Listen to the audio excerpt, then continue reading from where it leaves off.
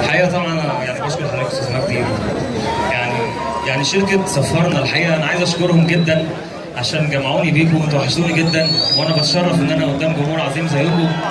والله بجد وحشتوني جدا جدا، وانا بشكرك والله، والصوره دي يعني هحتفظ بيها.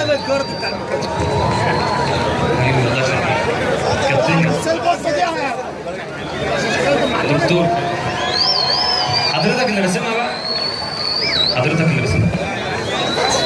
يا ريت يا نجم بعرف ارسم، ده واحد فنان زيك. اسمه ايه؟ لا والله ما اعرف اسمه.